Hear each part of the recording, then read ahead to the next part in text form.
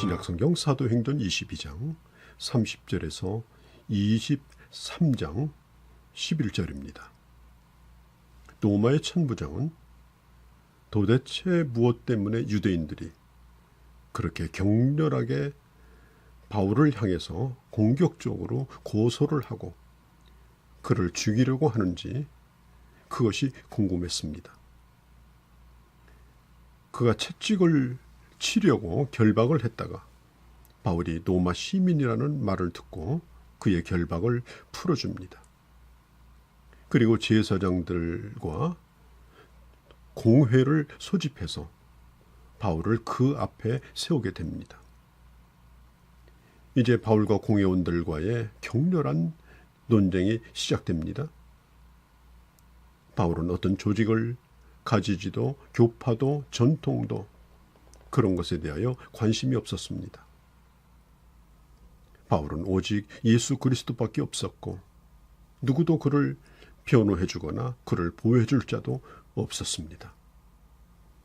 그는 아무것도 가지고 있지 않다더라도 예수 그리스도의 십자가 하나만 가지고도 사람을 설득할 수 없다면 그것은 복음이 아니라고 생각했습니다. 이것만 있으면 된다고 생각했습니다. 사도 바울은 예루살렘에서 예수님을 십자가에 못 박고자 거짓 증인을 세우고 그리고 재판을 했던 그 자리에 영광스럽게도 이 바울이 서게 된 것입니다. 그는 1절에 보면 이렇게 말합니다. 나는 어떤 일을 만나든지 범사의 양심을 따라서 하나님을 섬겼다. 나는 양심에 꺼리낌이 없다라고 먼저 밝힙니다. 이마누엘 칸트는 이런 말을 했습니다. 하늘에 반짝이는 별과 내 속에 있는 양심, 이 두 가지는 나를 점점 놀라움으로 채운다. 디모데전서 1장 19절에 양심을 버렸고 믿음에 대하여 파선하였다고 했습니다. 거대한 배가 파선을 하면 결국은 침몰합니다. 그 사람이 아무리 대단한 사람이랄지라도 대단한 권력을 가지고 있고 경력을 가지고 있고 배경을 가지고 있다 할지라도 그가 양심을 버리면 그 인생은 침몰하게 됩니다. 무기력하게 됩니다. 그런데 우리가 흔히 쓰는 말로 병든 양심, 털난 양심 그런 말도 있지 않습니까? 강도들끼리도 말하기를 너는 양심도 없냐 뭐 그런 얘기를 한다고 하죠. 도둑도 양심이 있다고 하죠. 그러나 이것은 빗나간 병든 양심입니다. 오늘 사도 바울이 말하고 있는 이 양심은 하나님 앞에서의 신앙 양심입니다. 양심을 따라 이 말은 나는 누구를 억압하든지 아니면 의무감에서 내가 이 일을 해온 것이 아니라 스스로 자발적으로 이 일을 했다는 것입니다.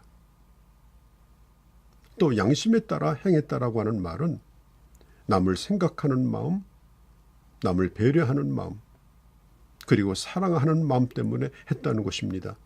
자기 자신을 기쁘게 하기 위해서 자기 이기심 때문에 한 것이 아니라고 하는 것입니다. 바울은 이런 말도 했죠. 그가 우상의 제물을 먹는 데 있어서 그는 전혀 아무런 부담이 없는 사람이지만 만일 자신이 이 고기를 먹는 것 때문에 약한 사람들이 상처를 받는다면 자기는 죽을 때까지 고기를 먹지 않겠다라고까지 말을 했죠. 인간은 태어나기 전부터 이제 죽기 시작한다고 하죠. 그리고 결국은 그 심장이 멎는 순간에 생명이 끝나는 겁니다. 인간은 심장이 뛰는 순간부터 그 양심도 함께 뜁니다.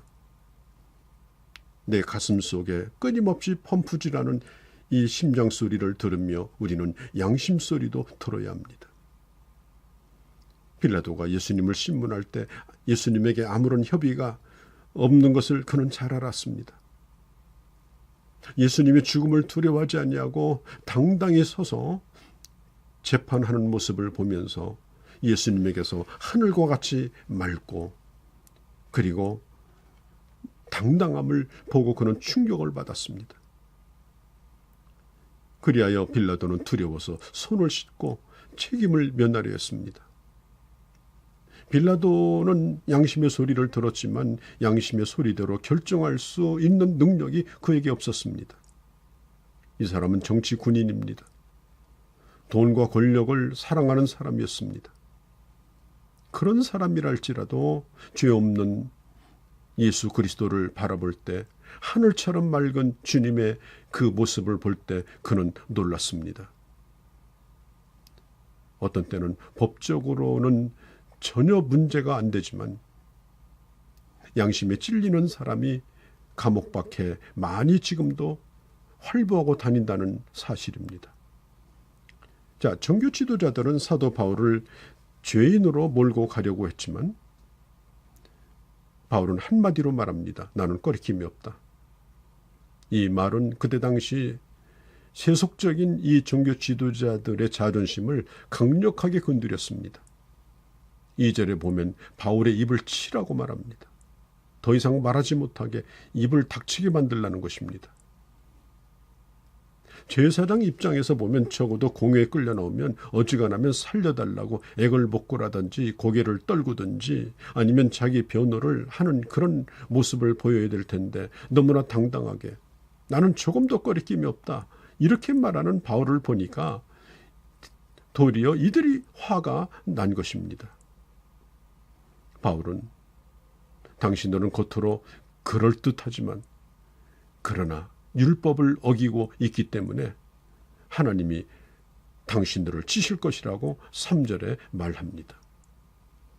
자, 곁에 있는 사람들이 이 대제사장에게 당신은 어찌 그런 말을 할 수 있느냐라고 하니 이 바울은 대제사장이 그런 말을 할 줄을 몰랐다며 사과하고 자신도 과거에 바리새인임을 밝히고 그리고 죽은 자가 부활하리라는 소망 때문에 지금 재판을 받고 있다라고 6절에 말하고 있습니다.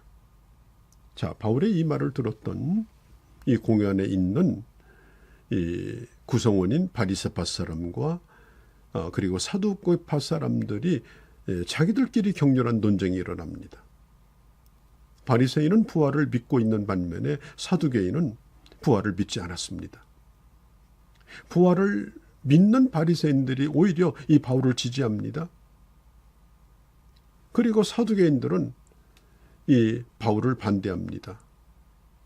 자기들끼리 이 논쟁이 격렬해지자 10절에 보면 천부장이 이 바울을 보호하기 위해서 바울을 빼내어 군대 병영 안으로 데리고 갑니다. 그날 밤에 하나님께서 바울에게 말씀하시죠. 담대하라.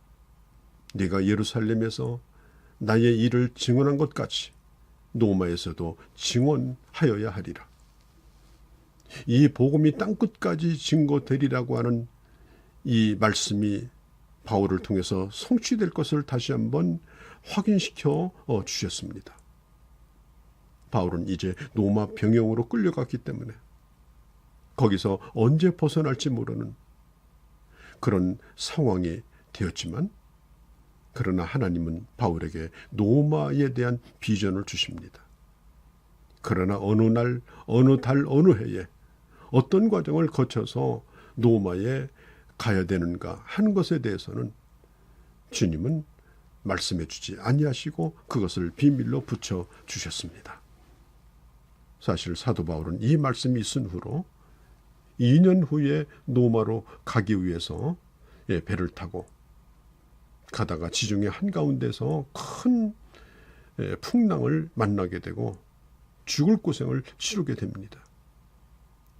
자, 어느 길로 가든지 너를 죽이려 해도 너는 절대로 죽지 않는다. 너는 반드시 노마 황제 앞에 서리라.